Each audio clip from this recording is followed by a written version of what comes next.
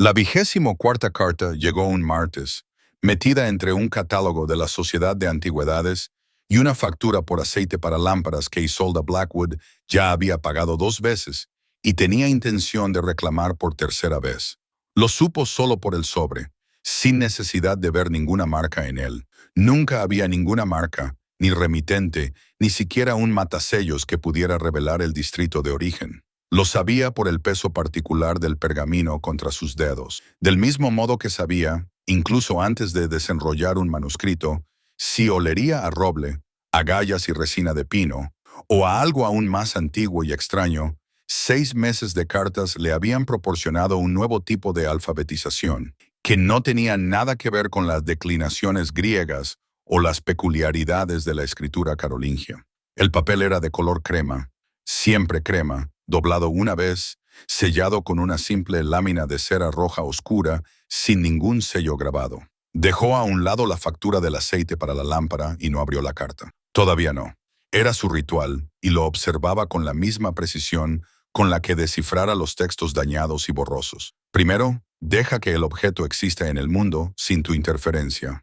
Obsérvalo en su totalidad antes de empezar a desmontarlo. Fuera de las altas ventanas de la sala de lectura del Museo Británico, la niebla de enero se apretaba contra el cristal como algo que quería entrar. La cúpula sobre ella se elevaba hacia una luz plomiza que no era ni de día ni de noche, y las largas mesas se extendían en ambas direcciones, pobladas por la multitud habitual de los martes.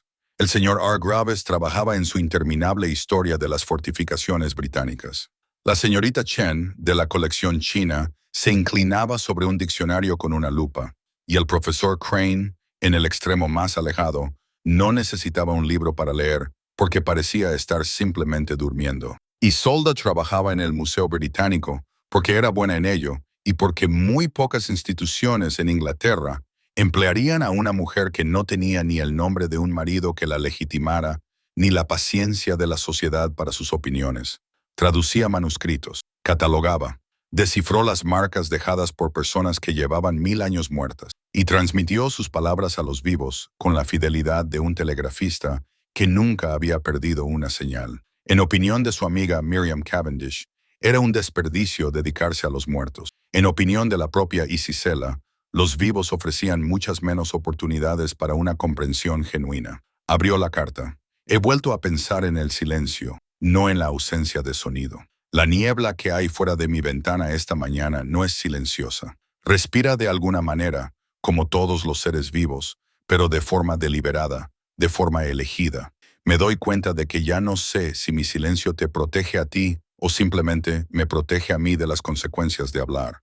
Tú me dirías, creo, que no son preguntas equivalentes. Tendrías razón. A menudo tienes razón, lo cual sospecho que ya sabes y simplemente has decidido no mencionar por una cortesía que no me he ganado. Hay una violeta prensada en este sobre. La encontré en un libro que compré la primavera pasada sin saber lo que estaba buscando. La guardé, creo, porque guardar cosas es más fácil que entender por qué quieres guardarlas. Como siempre, sin nombre. Owl sostuvo la violeta en la palma de su mano durante un largo momento. La 11ª flor en 6 meses.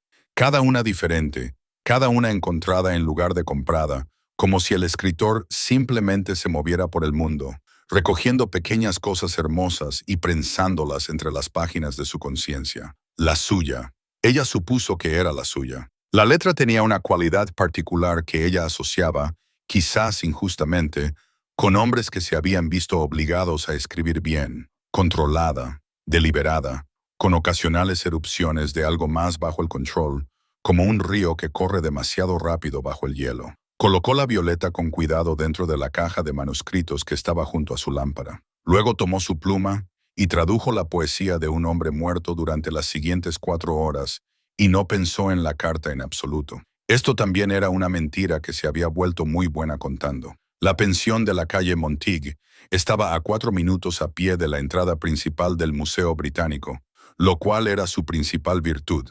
Sus virtudes secundarias eran: la señora Pedabone no inspeccionaba las habitaciones sin llamar a la puerta. La caldera funcionaba todos los días excepto los jueves, y los demás residentes estaban demasiado absortos en sus propios proyectos intelectuales o eran demasiado educados como para hacer comentarios sobre una mujer que vivía sola. «Hay un caballero en la escalera», dijo la señora Pettibone, apareciendo en la puerta de Isolde un miércoles por la tarde de octubre. Esto fue 3 meses antes de la carta violeta, cuando la correspondencia anónima había alcanzado un número más modesto de 11, y él había enviado una tarjeta. Isolde estaba a gatas en el suelo, no porque se le hubiera caído algo, sino porque la luz de la ventana era escasa a esa hora y necesitaba ver la parte inferior de un calco que había tomado de una placa conmemorativa de bronce en Norfolk. El medio de cera captaba mejor los detalles desde abajo. Ya se lo había explicado 2 veces a la señora Pettibone, que seguía encontrándolo alarmante. «Estoy ocupada», dijo Isolde al suelo. «Va muy bien vestido. Sigo ocupada». La tarjeta decía: la señora Pettibone carraspeó significativamente. «Westmore». Isolde levantó la vista. «Westmore. Jasper Alderton, noveno duque de Westmore, que había donado los fondos para el nuevo almacén de manuscritos del ala este del museo y cuyo nombre aparecía en 3 de las cartas de adquisición de los archivos de Isolde, conocido en la comunidad académica como un serio coleccionista de documentos raros, que en los 3 años que Isolde llevaba trabajando en el museo nunca había mostrado ningún interés por las personas que trabajaban allí. «Hágale pasar», dijo, y se levantó del suelo, cogió un calco de bronce de la silla más cercana a la ventana y se sentó detrás de su escritorio, en una postura que esperaba que transmitiera competencia profesional, en lugar de la de una mujer que había estado comiendo tostadas con mantequilla sobre un registro conmemorativo medieval. El duque de Westmore lo era. Ella procesó esta información con la misma neutralidad con la que trataba todos los datos nuevos. Alto, de hombros anchos, como un hombre que no había intentado estar a la moda, sino que simplemente había crecido en una dirección que la moda actual no podía acomodar.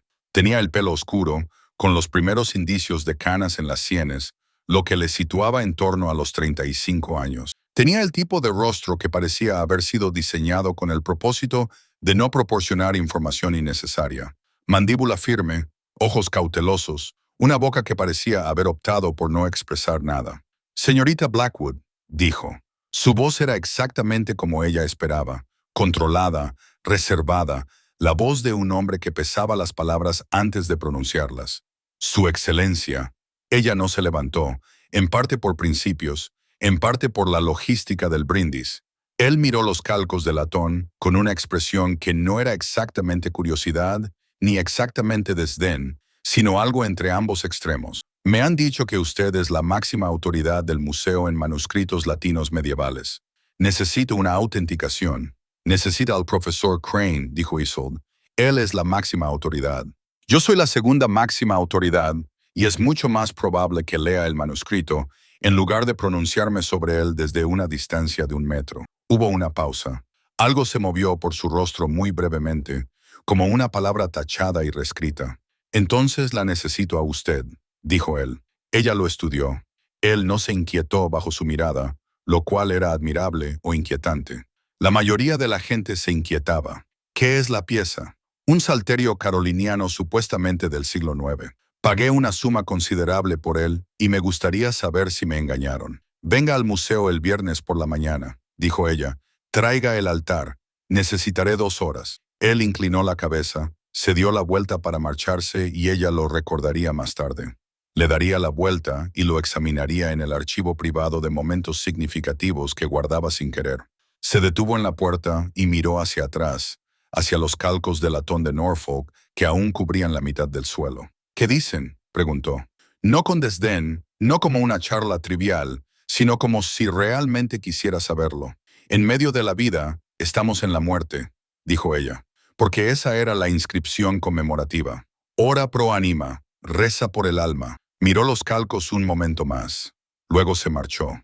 Ella se sentó bajo la tenue luz de octubre y pensó, sin poder explicar adecuadamente por qué, que el hombre es solitario. La 11ª carta anónima había llegado esa misma mañana. El salterio era auténtico.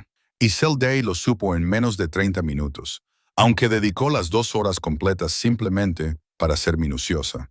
Y como ser minuciosa no era una actuación sino un hábito, no podía desprenderse de ello como no podía desprenderse de sus propias manos. Se sentó frente al duque de Westmore, con un salterio abierto entre ellos, y lo examinó en silencio mientras él esperaba con una quietud que a ella no le resultaba precisamente cómoda, pero tampoco intrusiva. La mayoría de las personas que esperaban se ponían nerviosas, se movían inquietas, exhalaban con audible significado. Decían cosas como, bueno, a intervalos de 3 minutos, él simplemente esperaba. Es auténtico, dijo ella finalmente. El pergamino, la composición de la tinta, el estilo de la escritura, la influencia insular en los moduscules, pero las correcciones son de una mano continental posterior, lo que concuerda con un salterio que viajó. Las notas marginales aquí, pasó la página con cuidado, con la reverencia que merecía, son de 3 manos diferentes a lo largo de quizás 2 siglos. Alguien añadió los dibujos de flores en el siglo XII. No tienen importancia litúrgica, pero son hermosos. Él se inclinó hacia adelante para ver el marginal, y por un momento su hombro estuvo muy cerca del de ella, y ella pudo oler algo que no era colonia, sino quizás lana y aire frío y el aroma indefinido de una casa llena de libros. ¿Qué flores son?, preguntó él.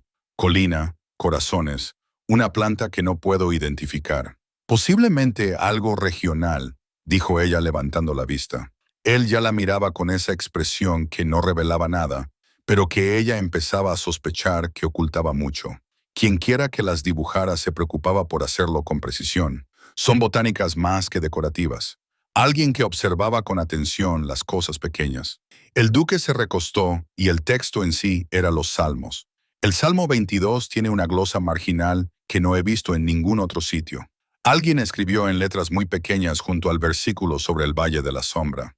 Ella encontró el pasaje Non time boium sota hic. No temeré, porque sé que estás aquí. No está en la Vulgata. Es una inserción privada, personal. Alguien escribió su propia teología en los márgenes de un texto sagrado. Dijo que no era realmente una pregunta. La gente siempre ha hecho eso. Así es como sabemos que eran reales. Cerré el salterio con mucho cuidado y lo deslicé de vuelta sobre la mesa. No te han engañado. Es una pieza extraordinaria. Se quedó callado un momento. Entonces, ¿qué haces?, dijo lentamente cuando el texto está dañado. Cuando faltan palabras, una pregunta inusual. Ella lo miró más directamente. Principalmente el contexto. Reconstruyes lo que las palabras circundantes implican que debía decir la sección que falta. Miras textos paralelos. Elaboras un argumento fundamentado y afirmas claramente que se trata de un argumento, no de una certeza. Y si no hay textos paralelos, entonces te quedas con el vacío, dijo ella, y resistes la tentación de llenarlo con algo cómodo. Él la miró durante un largo momento, esa sensación otra vez, la corriente bajo el hielo. Gracias, señorita Blackwood, dijo, y se marchó. La siguiente carta anónima llegó 2 días después. Me he dado cuenta de que he estado pensando en los huecos, los que existen en los manuscritos donde el deterioro ha consumido las palabras originales y solo queda la forma de la ausencia. Hay un dolor especial en eso, no por las palabras perdidas en sí, aunque también, sino por la persona que las escribió, sin saber que un día su frase simplemente se detendría y no continuaría. Me pregunto si habría escrito de otra manera, sabiendo. Me pregunto si el profesor Aldous Crane organizaba cenas del mismo modo que daba sus clases, sin una planificación adecuada, con un entusiasmo excesivo y con un profundo desprecio por si sus invitados tenían intereses comunes más allá de su proximidad a los estudios medievales. El comedor de Kill Street olía a cera de vela y cordero hervido, y al característico olor a polvo de papel de un hombre que guardaba demasiados libros en espacios diseñados para vivir. Una solda había asistido a suficientes cenas de este tipo como para saber dónde sentarse. No en el extremo más cercano al profesor, donde se esperaba que se respondiera a sus declaraciones, sino en el medio, donde se podía comer con relativa tranquilidad y redirigir la conversación hacia los demás. Miriam Cavendish llegó tarde, ligeramente sin aliento y con una mancha de lo que parecía ser acuarela en su muñeca izquierda. Miriam trabajaba como ilustradora para las publicaciones de Historia Natural del museo, un puesto que había conseguido por ser la dibujante más precisa técnicamente de Inglaterra, y un puesto que le producía cierta ambivalencia porque quería dibujar personas, no Beatles. El duque de Westmore está aquí. Miriam murmuró, deslizándose en la silla junto a su antiguo profesor. ¿Lo sabías? Es exactamente como lo imaginaba. ¿Cómo lo imaginabas? Como un hombre que ha tragado algo incómodo y ha decidido simplemente seguir adelante. Vendí miró hacia el otro lado de la mesa. Westmore estaba sentado frente al profesor Crane, que ya estaba gesticulando ampliamente sobre algo relacionado con los evangelios de Lindisfarne. El duque escuchaba con lo que parecía ser verdadera atención. No la imitación cortés de atención que llenaba las mesas de las cenas de sociedad, sino un interés genuino, del tipo que se manifestaba en una ligera inclinación hacia adelante en la quietud de los ojos. Ella lo observó mientras cogía el tenedor. Eso fue todo. Simplemente cogió el tenedor, pero su mano. Ella apartó la mirada. Se comió la sopa. Más tarde, cuando se sirvió el cordero y la conversación derivó hacia la controversia actual en la comunidad de anticuarios sobre la procedencia de un torque anglosajón recientemente descubierto, Isolde cometió el error de opinar sobre el asunto. La atribución al condado de Nottingham es errónea, dijo, y la mesa se volvió para mirarla. Algunos con la atención especial que se le presta a una mujer que ha hablado en una sala donde, en 1885, todavía era algo notable que las mujeres hablaran. La composición del suelo en el patrón de oxidación no concuerda con la arcilla de Midland. La pieza procede de la costa, de Yorkshire, o más probablemente de Lincolnshire. El profesor Crane sonrió con orgullo, como si él mismo hubiera formulado sus opiniones. Varios de los demás invitados parecían indecisos. Uno de ellos, un tal señor Tour, que publicaba de forma intermitente en la revista de antigüedades y tenía el aire de un hombre que lee sus propias reseñas, dijo con cuidadosa paciencia: «Es una afirmación notable para un solo análisis, señorita Blackwood. La mayoría de las afirmaciones comienzan como un solo análisis», dijo ella amablemente. «Para eso sirve el análisis». No miró al duque de Westmore. No era necesario. Sentía que él la miraba. En febrero, el duque le encargó directamente. Llegó una carta al museo, una breve carta formal correctamente dirigida, en la que se indicaba que un marchante de Frankfurt le había llamado la atención un manuscrito en latín, que parecía ser del siglo IX, que se resistía a sus propios intentos de traducción y que deseaba contratar a la señorita Blackwood como consultora profesional a las tarifas acordadas por el museo.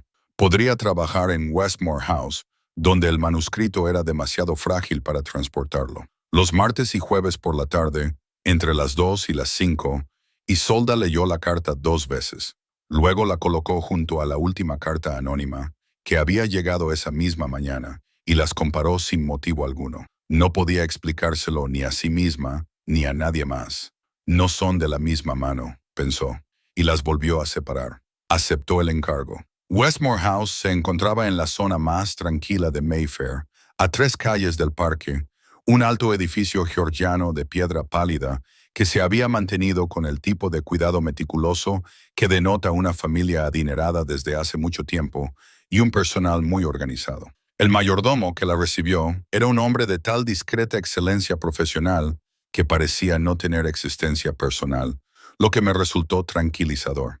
El manuscrito se guardaba en la biblioteca, una habitación que la detuvo en la puerta durante 3 segundos completos, que contó porque era científica con respecto a sus propias reacciones, incluso cuando esas reacciones eran la sensación de haber entrado en un espacio diseñado específicamente para la mejor versión de sí misma. Ocupaba 3 paredes, del suelo al techo.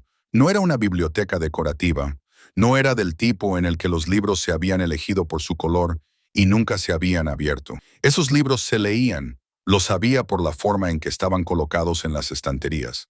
Algunos estaban de pie, otros tumbados, algunos tenían trozos de papel marcando pasajes, unos pocos estaban ligeramente inclinados por haber sido sacados y devueltos rápidamente. El olor era extraordinario, cuero viejo, aceite de linaza y algo floral que no podía identificar. El manuscrito estaba en un atril construido expresamente para ello, cerca de la ventana. El duque se situó junto a él y la miró mientras ella observaba su biblioteca, y ella tuvo la extraña sensación de que él la estaba observando para ver si superaba una prueba que no le había anunciado. «Los ha leído todos», dijo ella. «Un momento. La mayoría. ¿Cuáles no ha leído?» La colección de sermones del obispo Tanner, respondió él. Era pomposo en 3 idiomas. Se me ocurrió una idea. Oh, no sobre los sermones. Se acercó al manuscrito. No era un salterio. No era, en sentido estricto, un texto religioso, aunque había sido encuadernado con material religioso, tal vez deliberadamente. Quizás para protegerlo, el manuscrito propiamente dicho consistía en 4 grandes hojas de pergamino cubiertas de densa y apretada letra latina, que ella finalmente identificó como renesa de finales del siglo IX. Para el tercer martes, ella había identificado lo que era. Es una correspondencia, le dijo al duque. Él se había acostumbrado a sentarse en la mesa de lectura mientras ella trabajaba, ocupado con sus propios papeles, pero presente. Ella había dejado de encontrar esto extraño en algún momento de la segunda semana. Al menos una de las partes de la correspondencia, un monje, el escritor, se dirige a una mujer repetidamente durante lo que parecen ser varios años. Una mujer, una abadesa, creo, por los títulos honoríficos, el monasterio y el convento, estaban aparentemente en el mismo valle. Él tenía razones legítimas para escribirle. Asuntos de gobierno local, días festivos compartidos, preocupaciones agrícolas. Ella hizo una pausa. Él escribía sobre otras cosas. El duque dejó la pluma. ¿Cómo lo sabes? De la misma manera que se sabe cuando alguien habla del tiempo, pero se refiere a otra cosa completamente diferente. Ella no levantó la vista. Él utiliza su título formal de forma perfectamente correcta en todo momento, pero dice cosas como «Here goberonit sapient tua que sola in hasvis lucet», tu sabiduría gobernante, que brilla sola entre estos valles. Eso no es una observación administrativa. Silencio. ¿Cómo se llamaba ella?, preguntó él, y su voz era diferente, muy ligeramente, en un grado que quizás solo alguien que pasara sus días prestando atención al peso preciso de las palabras habría notado. Isolda miró el manuscrito. Él nunca lo usa. La llama domina. Siempre señora, como si su nombre fuera demasiado para él. Quizás lo era, dijo el duque. Ella lo miró entonces. Él estaba mirando el manuscrito, no a ella, y su rostro hacía lo que hacía de vez en cuando toda la cuidadosa neutralidad se quedaba un poco corta en su propósito, y algo vivía debajo de ella, brevemente visible, como un pez que da una vuelta en el agua oscura. Tu sabiduría gobernante, que brilla sola entre estos valles, pensó ella al volver a casa esa noche, y colocó la carta anónima del jueves anterior junto a la carta formal de encargo del duque por 4ª vez. No son de la misma mano, pensó de nuevo. Pero la 4ª carta de la serie, la de noviembre pasado, que ya se sabía de memoria, ya que las había leído tantas veces que podía recitarlas, contenía una frase en particular.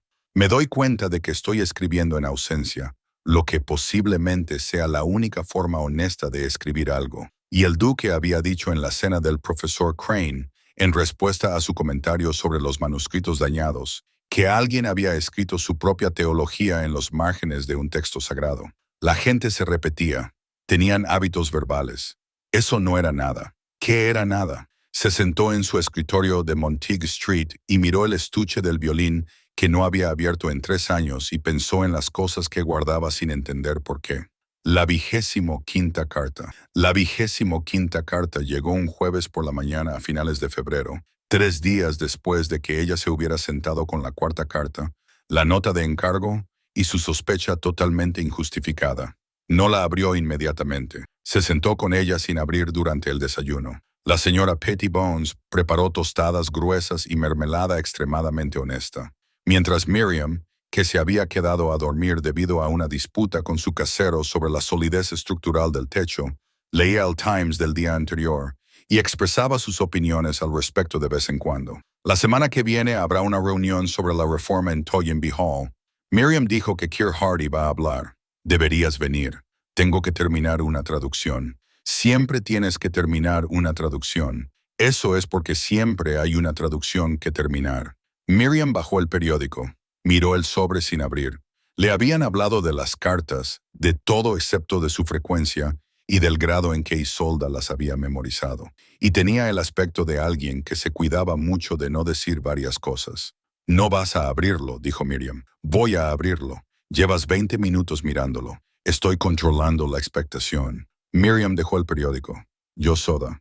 Eres la persona más serena que he conocido nunca. El otoño pasado discutiste con 3 profesores a la vez sobre una inscripción rúnica sin levantar la voz ni una sola vez.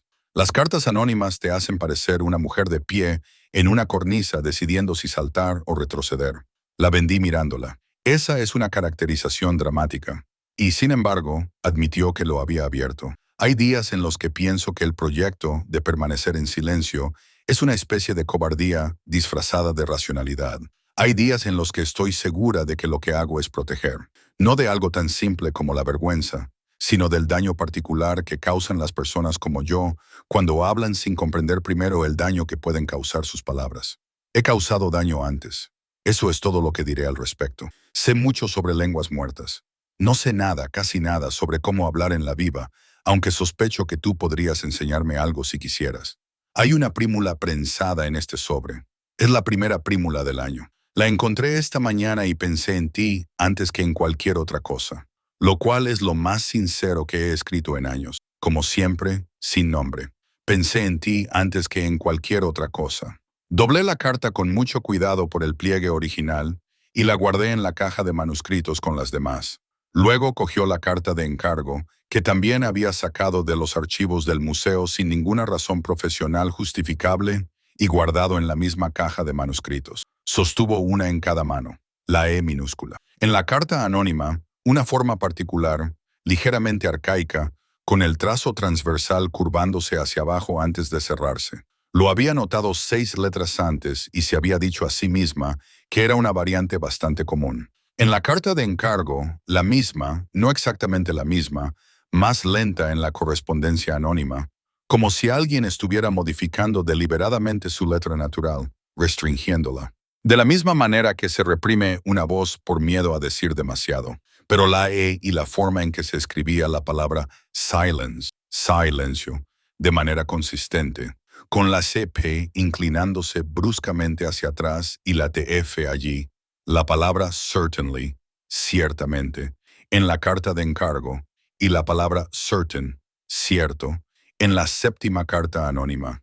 Ambas con la segunda T cruzada en un ángulo tan preciso que habría sido notable en cualquiera de los 2 documentos y era extraordinario en ambos. Sus manos no temblaban. Era consciente de que no le temblaban, del mismo modo que uno es consciente de que un puente no se derrumba porque está pendiente de ello. Miriam, dijo, ¿qué sabes del duque de Westmore? Antes del título, antes de ahora, Miriam levantó la vista. Era perspicaz. Miriam, una cualidad que había entrenado a lo largo de años dibujando la verdad exacta de cómo eran realmente las cosas en lugar de cómo se suponía que eran. Hubo un escándalo, dijo con cautela. Hace unos 6 años. Yo estaba en Edimburgo entonces, pero algo sobre cartas publicadas. Una mujer, una pausa. No conozco los detalles. Necesito encontrar los detalles, dijo Isolda. No dijo por qué. Miriam, que era lo suficientemente buena amiga como para esperar, no preguntó. El archivo del correo matutino del museo conservaba volúmenes encuadernados que se remontaban a 40 años atrás. Azula tardó menos de una tarde en encontrar lo que buscaba porque era eficiente y porque la notación de los desastres sociales en la prensa social de 1879 era una cuestión de registro, no de supresión. El escándalo había sido exactamente como lo describió Miriam. El entonces vizconde Westmore, aún no duque, había mantenido una correspondencia con una tal Arabella Forsyth durante una temporada londinense. Las cartas se describían en el relato posterior como extremadamente apasionadas y con claras pruebas de una intención de seducción. La señorita Forsyth había entregado posteriormente estas cartas a un tal señor Tyrrell Reginald Forsyth, aparentemente su hermano, que tenía sus propios agravios contra la familia Alderton en relación con una disputa comercial, y el señor Forsyth las había vendido a una imprenta. Se habían publicado en forma de panfleto 7 páginas de correspondencia privada e íntima impresas para que cualquiera pudiera leerlas. La duquesa d'Ajager de Westmore había sufrido un colapso, del que el relato daba cuenta con la imprecisión médica propia de la época. Nunca se recuperó del todo. Murió el invierno siguiente. Jasper Alderton tenía 28 años. No publicó ninguna respuesta. Por lo que se desprende de los registros, no dijo nada en absoluto. He causado daño antes. Eso es todo lo que diré al respecto. No sé nada sobre cómo hablar en el lenguaje vivo. Me pregunto si habrían escrito de otra manera si hubieran sabido que vendí un juego en la sala de archivos durante mucho tiempo. La lámpara de gas silbaba sobre ella, en algún lugar por encima, en la sala de lectura. Los eruditos del martes avanzaban en su trabajo bajo la peculiar luz filtrada de la cúpula, y la niebla presionaba contra las ventanas, e Isolda Blackwood permanecía muy quieta, con un artículo de periódico de hacía 6 años, y un conocimiento que había reordenado el mobiliario de su mundo interior sin pedir permiso. Se había prometido a sí mismo guardar silencio, y luego había encontrado una forma de hablar que no era exactamente hablar. Eso mantenía la distancia a salvo, mantenía las cartas sin atribuir, lo mantenía a él detrás de una puerta cerrada con llave que, sin embargo, había dejado ligeramente entreabierta. Estas cartas son una inserción privada, pensó ella, personal, de alguien que observaba con atención las pequeñas cosas. Podía confrontarlo con lo que sabía. Podía simplemente preguntarle. Podía... Se fue a casa y no volvió a abrir la carta número 25 y no pensó en la prímula, la primera prímula del año. Tuvo bastante éxito en todo esto. En marzo, las cartas del monje empezaban a tomar forma como un registro completo. La abadesa siempre le había respondido, al parecer, porque el monje la citaba ocasionalmente, o eso parecía. Dices que la paciencia es una forma de expresión en sí misma. He intentado creerlo. Me parece que solo es cierto cuando la parte paciente no tiene otra opción. Isolda tradujo este pasaje un jueves por la tarde en la biblioteca de Westmore House, en presencia del duque, y lo leyó en voz alta. Él se quedó callado un momento. Luego ella discutió con él. Ella lo estaba corrigiendo, dijo Isolda. Hay una diferencia. Ella no estaba enojada. Mira aquí, el tono es el mismo. Ella estaba aclarando las cosas. Ella entendía lo que él estaba haciendo y le estaba diciendo que no era lo que él pensaba. ¿Qué hacía él siendo un cobarde en el hermoso latín? Vendí este conjunto con su pluma, llamándolo paciencia, llamándolo protección. Es una cobardía muy elocuente. Se lo concedo. El duque no dijo nada. Ella no lo miró. La mujer, continuó, volviéndose hacia el manuscrito, parece haber sido considerablemente más lúcida que él sobre la situación. Ella le respondió.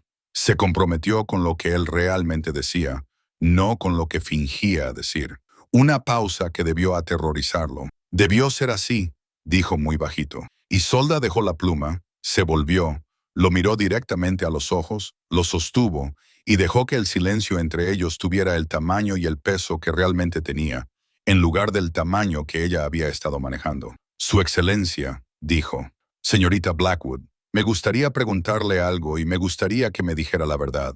Una pausa muy larga. Algo sucedió en su rostro. No era el ligero cambio al que ella se había acostumbrado a catalogar, sino algo más grande, algo que se pareció brevemente al miedo. Las cartas, dijo ella, sin acusaciones, una pregunta con todo el espacio del mundo a su alrededor. Él se levantó. No sé a qué se refiere. Y ahí estaba. Ella lo vio suceder. La puerta cerrándose con ambas manos. Creo que sí lo sabe. Se equivoca. Su voz era perfectamente tranquila, perfectamente controlada. La voz de un hombre que había tomado su decisión en el intervalo entre una respiración y la siguiente, y la estaba ejecutando con la eficiencia de alguien que había practicado este tipo de cierre. Yo también he recibido correspondencia de ese tipo. Da la casualidad. El museo parece tener un miembro del personal romántico. Es una molestia, y tengo intención de planteárselo al director. Una pausa que duró exactamente lo que requiere la crueldad. No imaginaba que una mujer con su formación fuera susceptible a ese tipo de pausas sentimentales. Su voz era muy tranquila. Por favor, pare. Él se detuvo. Ella lo miró por un momento. Este hombre que le había escrito sobre prímulas y cobardía en forma de lagunas en manuscritos dañados, y ella sintió algo moverse en su pecho que era dolor y rabia, y algo más que no iba a nombrar en esa habitación. Ya veo, dijo ella. Le pido disculpas por el malentendido. Recogió sus notas de traducción. Las guardó en su maletín con el mismo cuidado que dedicaba a los manuscritos. Se puso el abrigo. Le entregaré la traducción completa a finales de mes, dijo en la puerta con absoluta compostura profesional. Se cumplirá el encargo, señorita Blackwood. Pero ella ya había salido de la habitación y de la casa, y caminaba por la calle hacia el parque en la niebla de marzo, con los tacones golpeando el pavimento, con un ritmo que mantenía gracias a la fuerza de la misma voluntad que le había permitido superar 3 años como única mujer en la sala de lectura. No lloraría, caminaba. Cuando llegó a la pensión de la calle Montigue, había dejado de caminar, pero en realidad no se había detenido. Subió a su habitación, se sentó a su escritorio y miró la caja del manuscrito donde guardaba 25 cartas en orden meticuloso, y pensó en todas las formas en que una persona puede hablar y aún así no decir nada, en todas las formas en que una persona puede permanecer en silencio y aún así ser escuchada. Un miembro romántico del personal, había dicho él. Una molestia, la prímula, el primero del año. Pensé en ti antes de pensar en cualquier otra cosa. Ella puso la caja del manuscrito bajo su cama y no la abrió.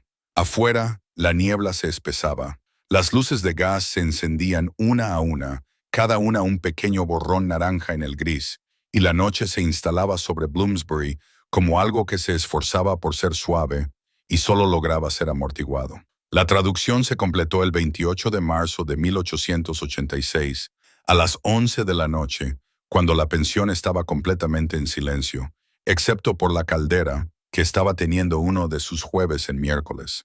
La sección final de las cartas del monje, la última entrada antes de que el manuscrito simplemente se detuviera. Sin explicación, sin conclusión. Decía lo siguiente: escritos en lingua mortarums deas amorum nostrum. Interprete dijo amor, non interpretis amoreuse, estin noni supremo etiquad me distrito.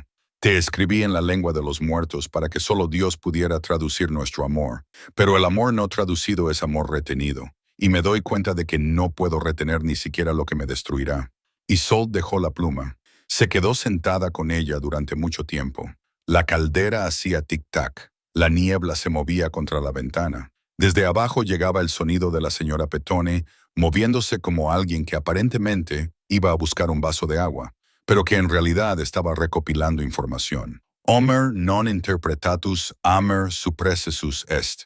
Pensó en un hombre de rostro cuidadoso que había dicho de pie ante un salterio. Alguien escribió su propia teología en los márgenes de un texto sagrado, quien había dicho que temía que su nombre fuera demasiado para él, quien se había quedado callado ante la palabra cobardía y luego se había puesto su propia versión de ella como una armadura, quien tenía 28 años y estaba enamorado y había visto cómo su amor se convertía en un arma y su madre era asesinada. No rápidamente, pero sí con la consiguiente vergüenza, quien hacía 6 meses había comenzado a escribir de nuevo de forma anónima, con cuidado, a una mujer que se ganaba la vida traduciendo lenguas muertas, como si se tratara de una broma o un regalo. Que la persona menos propensa a dejarse engañar por el ocultamiento de palabras tras una gramática muerta era también la persona a la que había elegido para escribirle. ¿Lo sabía él?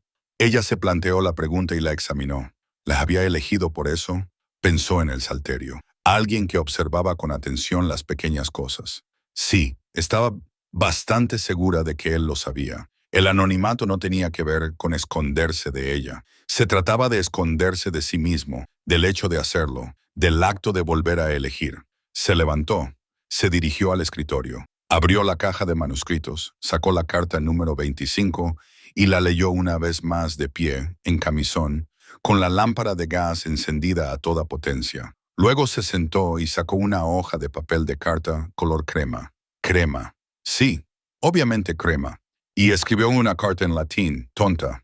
Memorial in eis non pring nonub proctor ad num ausnesimus. Samorium estimis immortal quam omnia nomina lingua confidus scripts visi ling mortuare est ego femenina. Solomos bi. Mi señor, he leído todas sus cartas y las he memorizado. En ellas no buscaba a una persona, sino una voz, y oí su voz desde la primera carta, aunque no sabía su nombre. No estoy enfadada con usted por escribir. Estoy enfadada con usted por negarlo. Ese monje escribió en latín porque tenía miedo. El peso de su voz no se vio disminuido por ello. Y ahora no sabemos su nombre, pero seguimos leyendo su amor, que es más inmortal que cualquier nombre. Ahora te escribo en la misma lengua, y confío en que puedas leerlo, porque si escribiste esas cartas, eres un hombre capaz de amar una lengua muerta, Y yo soy una mujer que oye la vida en ellas. Solo te diré una cosa. Tus cartas me dieron una parte de mí misma que no sabía que podía dar, no la capacidad de sentir. Siempre he tenido esto, la capacidad de creer que valgo lo que siento. Esto es peligroso por tu culpa, y tú lo sabías. Y, sin embargo, escribiste, yo soy. Ella lo dobló, lo selló con cera sin adornos, sin ningún dispositivo, y lo dirigió a Jasper Alderton, duque de Westmore, Westmore House, Mayfair, con su propia letra, que era apretada y precisa, y no intentó disimularla. Por la mañana se lo entregó al mayordomo de Westmore House, que lo recibió con la expresión de un hombre para quien la discreción era una vocación religiosa, y ella caminó los 3 kilómetros hasta el Museo Británico, bajo la luz de principios de primavera, y ocupó su lugar habitual en la sala de lectura. Esa tarde estaba traduciendo una colección de concesiones de tierras maravenianas. Eran profundamente poco atractivas y a ella le encantaban. A las 3, una sombra se proyectó sobre su mesa. Ella no levantó la vista.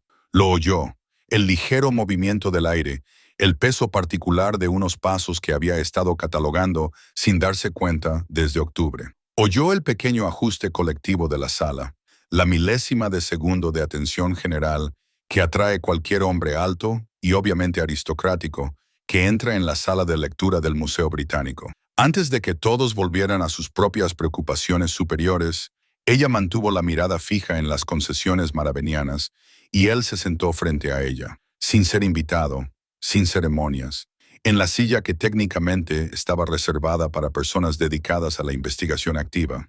Después de un momento, ella levantó la vista. Él no estaba sereno. Eso fue lo primero que ella registró. Llevaba lo que parecía ser el abrigo que se había puesto con cierta prisa. Tenía el pelo ligeramente despeinado y su rostro había abandonado por completo la cuidadosa neutralidad. Lo que quedaba era un hombre de unos 35 años que claramente había pasado la noche leyendo y releyendo una carta en una lengua muerta y que no había conseguido dormir.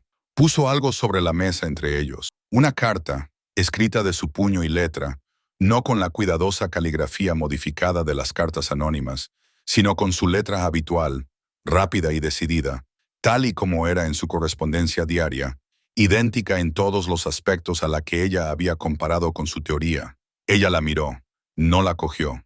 Léela, dijo él. Su voz era áspera. Señorita Blackwood, siento haber sido un cobarde. He sido un cobarde durante tanto tiempo que casi había olvidado cómo era el valor. No el valor ostentoso, no el que se encorva ante el público, sino el que abre las manos incluso cuando todas las heridas anteriores abogan por mantenerlas cerradas. Me preguntaste por las cartas. Le dije algo que no era cierto por un miedo que he mantenido desde 1879 y que ahora me doy cuenta de que estoy menos dispuesto a mantener que a perderla. Esto me sorprendió. Me escribió en latín, el cumplido de que confiara en que lo leyera, de que eligiera un idioma que ambos conocemos y no ocultara nada en él, no es algo a lo que pueda responder adecuadamente en ninguno de los dos idiomas.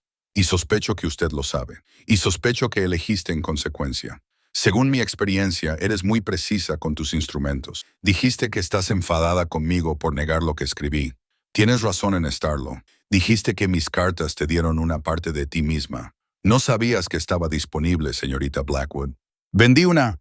Has estado haciendo lo mismo por mí desde la primera noche que estuve en tus habitaciones de la calle Monteague y te vi trabajando en el suelo con poca luz. Y pensé, absurdamente, que era la persona más viva que había visto nunca y que le escribiría una carta porque aún no podía decirlo, pero tampoco podía no decirlo. Y una lengua muerta me pareció un comienzo. Ahora preferiría hablar en la viva, si usted está dispuesta. Jasper Alda lo leyó 2 veces.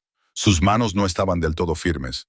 No iba a fingir lo contrario. No había nadie en esa sala cuya opinión sobre ella fuera más importante que la precisión. Y los Maravenian Grants esperaban a su lado con la paciencia de quienes llevaban esperando 11 siglos. Ella lo miró. El señor Hargreaves, dijo sin levantar la voz, va a tener que mover sus volúmenes de referencia en aproximadamente 40 segundos. Así que le sugiero que diga lo que haya venido a decir antes de que él regrese y se acabe la oportunidad de hablar en privado. Muere. Dartrey ISB, el duque de Westmore. Jasper, ella tendría que practicar eso. La miró durante un largo momento con una expresión completamente nueva. Algo abierto, no del todo asustado y no del todo seguro, pero presente de una manera que su rostro nunca había estado en ninguna de las veces que ella lo había estudiado. «Te quiero», dijo en voz baja. En la sala de lectura del Museo Británico, bajo la cúpula, a la tenue luz de una tarde de finales de marzo, no fue una declaración, nada tan teatral como eso, simplemente una constatación de un hecho existente, expresada con la misma precisión con la que habría dicho que hacía 9 grados Celsius y estaba nublado. He estado enamorado de ti desde un jueves de octubre, en el que me dijiste que cuando un texto está demasiado dañado para leerlo, te sientas con el vacío y resistes la tentación de llenarlo con algo cómodo. He estado intentando sentarme con el vacío desde entonces. Me parece que estoy bastante cansada de ello. Isolda miró a este hombre que le había escrito 25 cartas y se había escondido detrás de cada una de ellas y que ahora estaba sentado frente a ella en la mesa, en el espacio intelectual más público de Inglaterra, con el abrigo ligeramente mal puesto y el corazón completamente visible. «Escribiste mal, Violet, en la tercera carta», ella dijo. «No lo mencioné». Algo cruzó por su rostro, sorpresa, y entonces, por primera vez, la primera vez que ella lo había visto, una sonrisa auténtica, no cautelosa ni mesurada, una sonrisa que le llegó a los ojos y se quedó allí, un poco atónita, un poco indefensa. «¿De verdad?», dijo él. «Sí». Decidí encontrarla entrañable, me la creí. Él pronunció su nombre como si hubiera estado esperando permiso para usarlo y ahora tuviera la intención de hacerlo correctamente. «¿Lo harás?».